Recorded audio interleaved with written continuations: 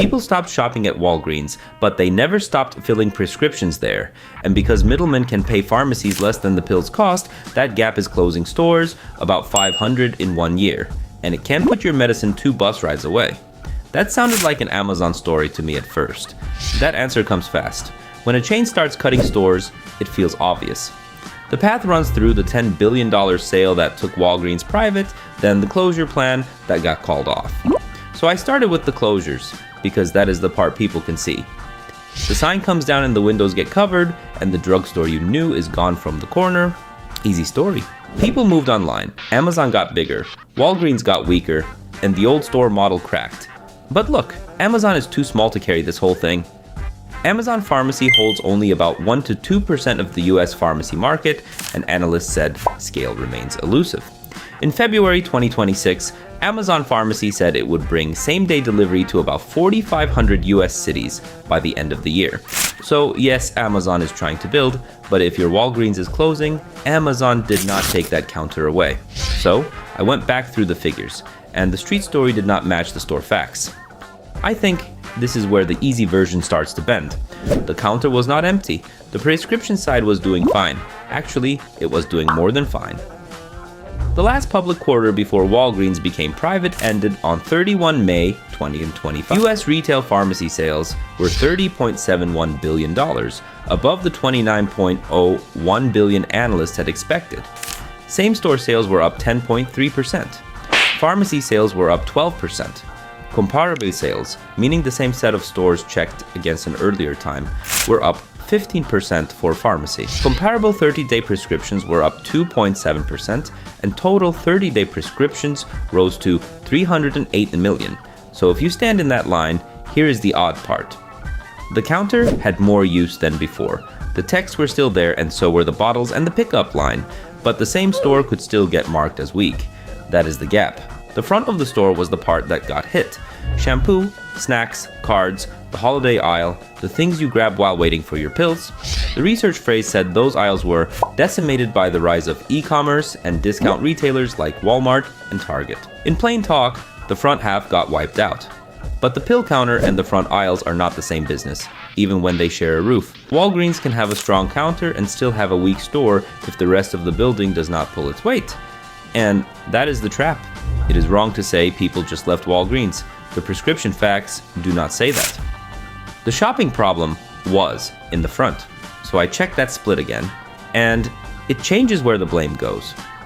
I guess I expected both sides to move together, and the pharmacy side and the store side did not. If the pill side is growing, then a closing store is not just a story about demand going away, it turns into a story about which demand pays, which demand loses money, and who sets the price after the shopper has walked in. That is the kind of thing I go looking for here, the paper trail behind. A line people repeat too fast. Subscribe for that, because there's more of it coming. And this is where the go-betweens enter. Pharmacy benefit managers, or PBMs, are the middlemen that help set what a drugstore gets paid for a script. They sit between the health plan, the firm that makes the drug, and the counter that hands you the pills.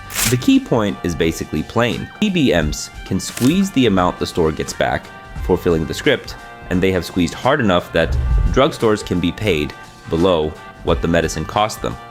If that sounds absurd, stay with the simple version. You pick up a medicine, your plan runs the claim, and the counter hands over the bottle.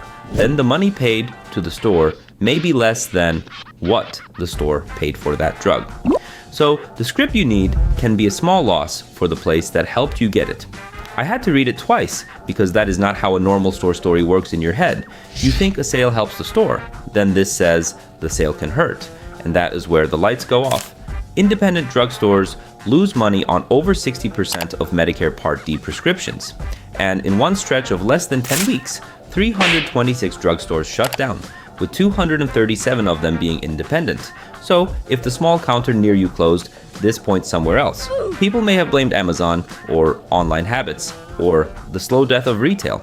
The script may have been filled, the shopper may have come in, and the store still may have lost money because the pay did not cover the cost. I could not make the normal store story fit that fact. A store dies when people stop buying from it, but here, a counter can lose on the very thing people still come in to buy. Then, the weak front aisles make the whole building harder to keep open. and that is the hidden bleed. And then Walgreens made the big public move. In October 2024, Walgreens announced that it would close about 1,200 weak stores over 3 years, with roughly 500 of them in fiscal 2025. At that moment, about a quarter of its roughly 8,700 US stores were losing money. For a person watching this, that old plan mattered. It could have meant your branch goes away. The one you used to walk to. The store that feels normal to you can still be a red mark to someone reading rent dates and cash flow. But the chain's own words matter here. Walgreens called the plan of store optimization strategy and said it was not a broad retreat from the pharmacy business. That fits the last public quarter. The pill side was growing while the store base had weak spots and the front aisles were hurt. I mean, that gap is the whole trouble. The company can say it is not leaving pharmacy and the numbers can back that up. And a person can still lose the store they use. So the company's view is basically this. It is cutting weak sites, not walking away from the core business. And the CFO, Manmohan Mahajan, laid out how the company picks stores. He said, Walgreens is closing sites that lose cash, weak stores where it owns the land or building, and places where the lease ends in the next few years. That sounds dry, but it decides whether your counter stays open. Losing cash, weak sales, owned sites, leases near the end. Those are not health words, but real estate and finance words.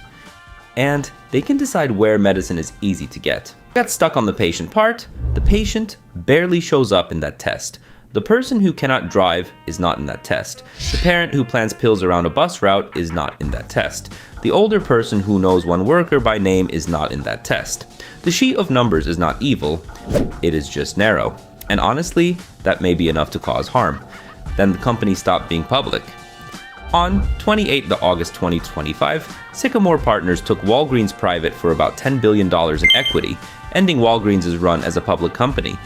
That date matters because, after that, Walgreens no longer gives public reports the way it did before. So the sales and profit facts here come from before the sale. I had to check it again, because this is an easy place to get wrong. After August 2025, there is no clean public quarter to point to in the same way.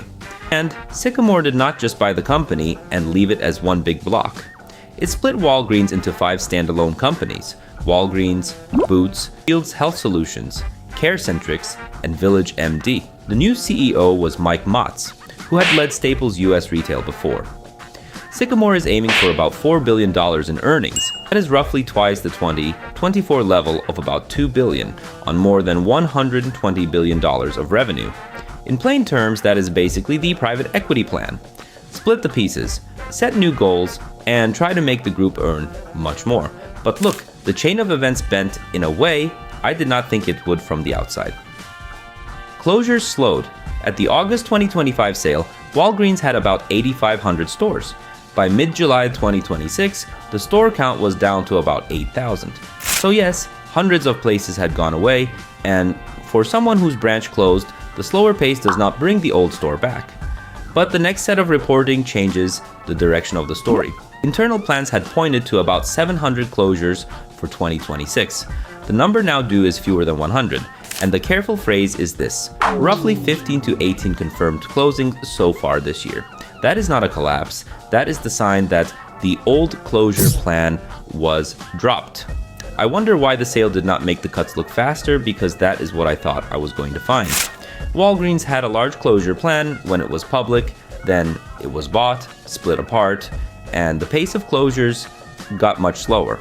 That does not make the sale gentle, and it does not mean every store is safe, but it makes the easy story harder to keep. So the private equity turn is not simple.